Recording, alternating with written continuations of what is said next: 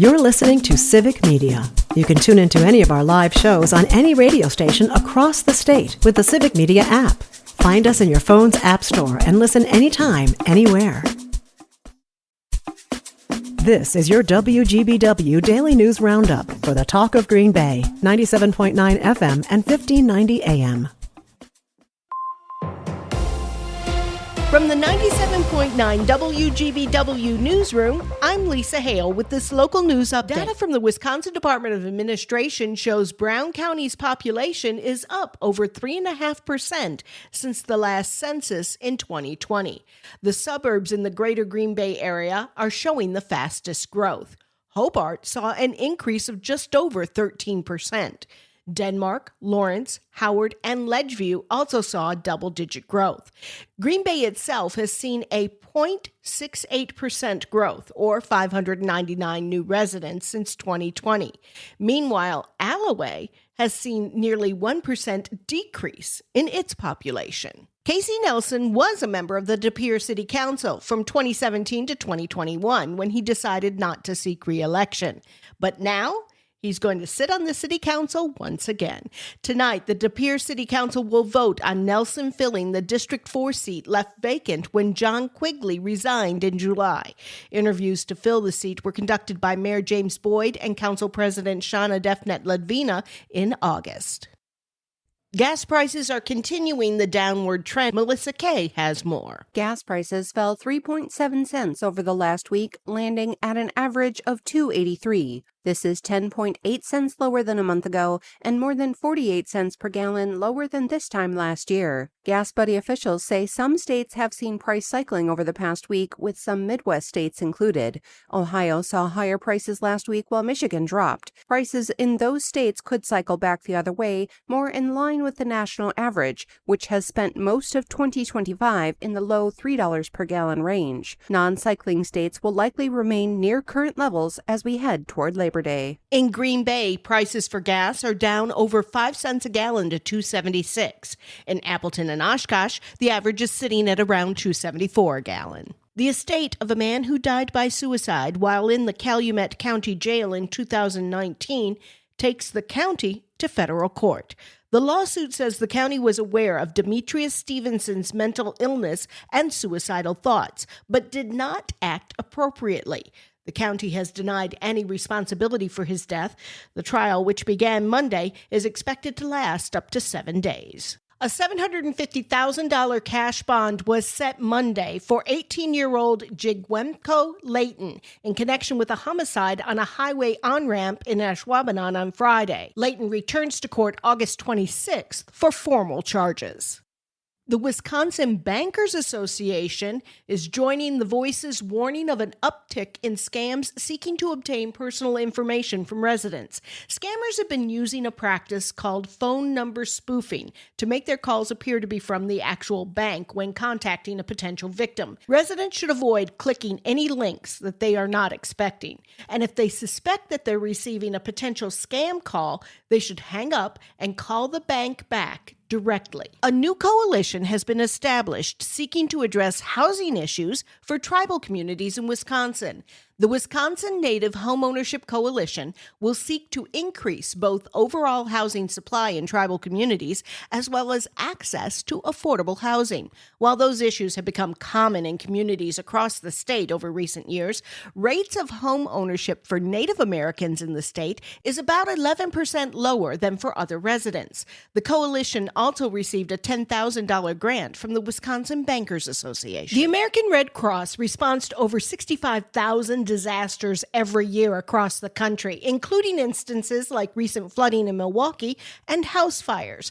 They're looking for new volunteers to step up to make a difference. Now, while volunteers of all types are needed, the most critical need is for the Disaster Action Team volunteers, who are trained to offer immediate relief, shelter, and compassion after home fires, floods, and other local and national emergencies.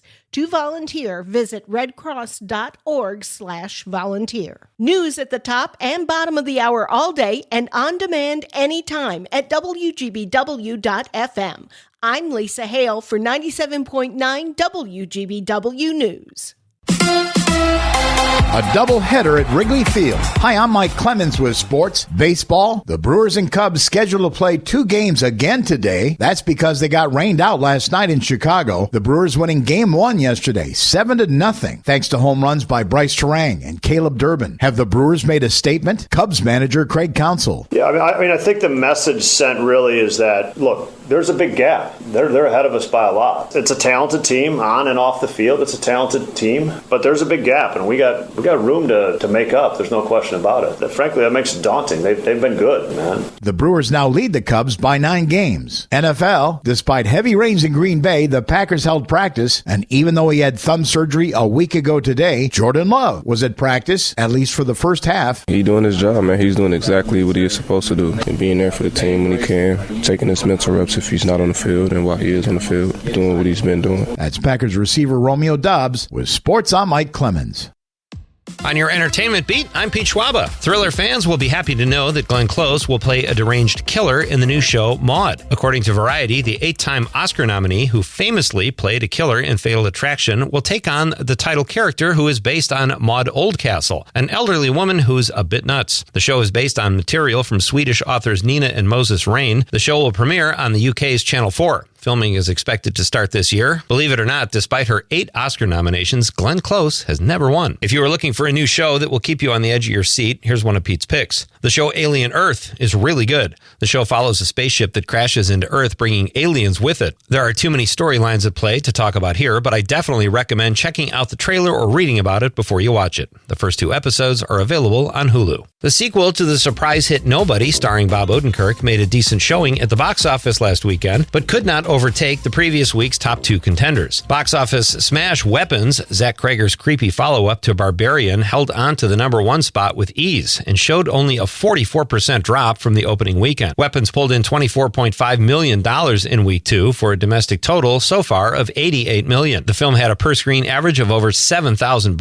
Freakier Friday, starring Lindsay Lohan and Jamie Lee Curtis, finished in second place for the second week in a row, also showing less than a 50% dip at the gate. Nobody 2, the only newcomer to crack the top 5, received positive reviews and a fresh rating on Rotten Tomatoes, but had a mediocre showing when it comes to numbers, but will probably be a big hit on streaming platforms. Rounding out the final 2 spots for the top 5 were Fantastic Four, First Steps, and The Bad Guys 2. Sydney Sweeney might have good genes, but they aren't enough to overcome a bad box office showing of her latest film, Americana, which tanked, pulling in only $500,000 on over 1,100 screens for an average of $455 per theater. The film reviewed fairly well, but was not enough to get people to the theaters to see what's being called a modern-day Western. I'm pretty sure her soap made more money last week. Maybe she can use some of it to wash away the stink of the performance of this film. Something tells me she'll be okay. In cheerleading news, yeah, I break all the big stories, the Dallas Cowboy squad is coming back. Netflix has announced there will be a season 3 of America's Sweethearts, the Dallas Cowboy Cheerleaders. Netflix.com reports that season 2 was a top 10 hit on the streamer for English-speaking countries, because people who speak different languages would never understand what's going on given the complex narrative. For more showbiz fun, tune into Nightlight with me, Pete Schwaba, weeknights from 6 to 8 p.m. on the Civic Media Radio Network.